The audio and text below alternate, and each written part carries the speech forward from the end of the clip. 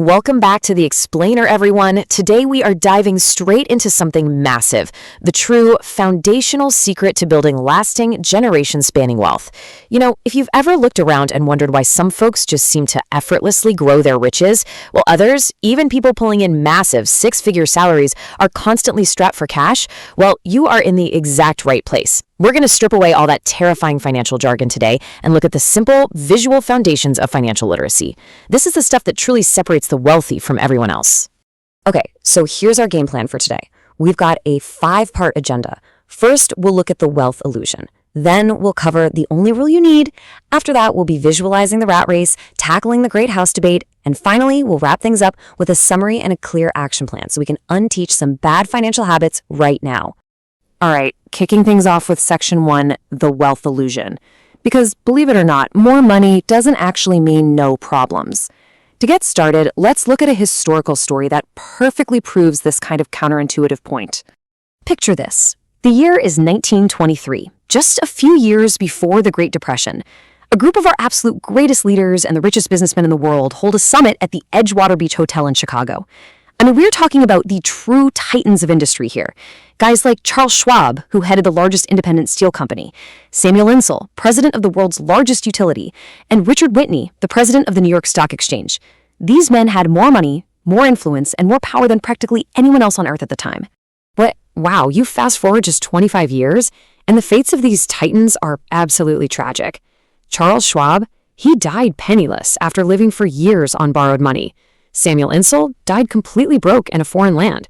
Richard Whitney ended up going to prison, and the legendary stock speculator Jesse Livermore actually committed suicide. It's heavy, right? But why did this happen? Well, it's because in their relentless drive to get rich, they tried to build an Empire State Building on a 6-inch slab of financial literacy.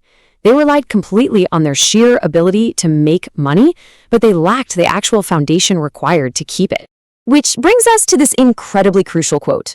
Money without financial intelligence is money soon gone. Honestly, if you think a sudden windfall, a big pay raise, or, I don't know, winning the lottery is going to permanently solve your financial struggles, you're really setting yourself up for a rough ride. It's your financial intelligence, your actual ability to manage cash flow and adapt to economic booms and busts that truly protects your wealth over the long haul.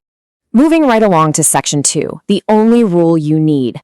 We're talking a major paradigm shift here. We are going to introduce a remarkably simple, almost childlike rule for building wealth.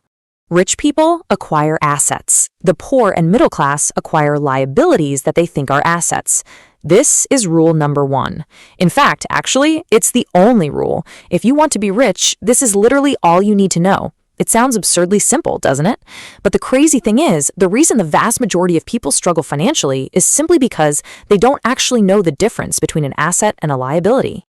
So let's break this down using the KISS principle. Keep it super simple.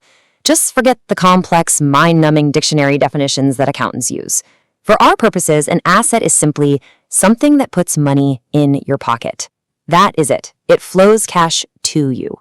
And conversely, a liability is just something that takes money out of your pocket. It is all about the direction the cash flows. You see, it's not about the fancy financial words. It is entirely about the numbers and the story that those numbers tell.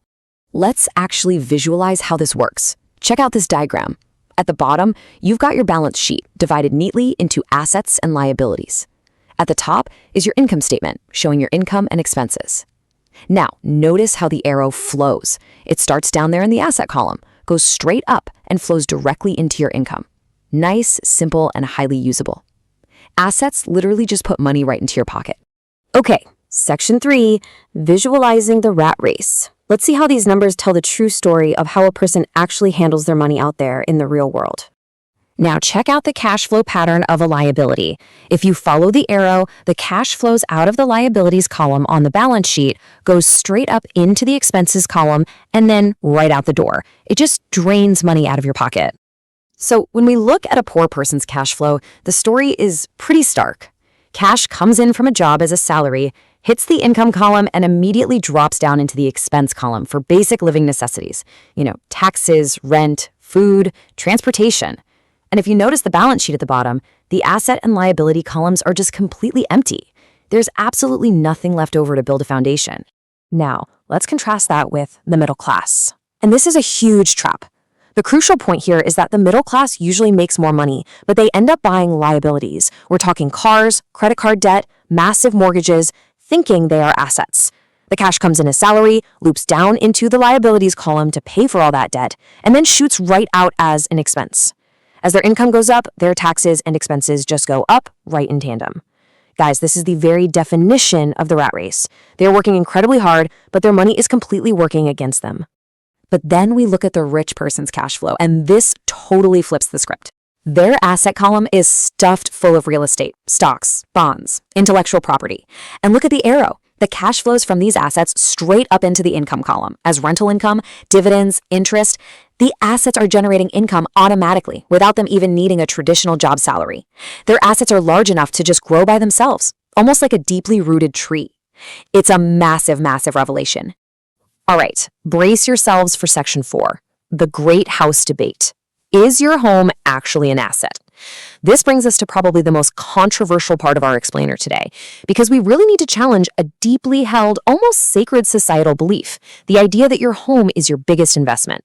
So usually on the left, we see the traditional view, the home listed proudly under assets. But on the right, we have the financially literate view, the home listed under liabilities. In Japanese culture, there's this really cool concept of the mirror, which symbolizes the power of self-knowledge.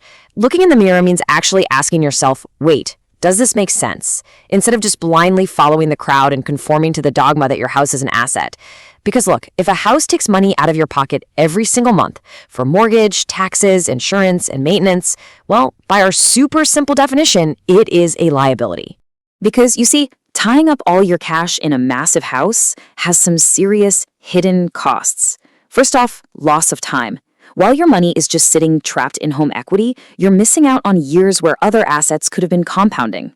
Second, loss of capital. Every single dollar you spend on home maintenance is a dollar that isn't being invested in income-generating assets. And third, loss of financial education. Because people feel safe having a house, they never invest in the broader market, which costs them the really vital experience they need to become a sophisticated investor.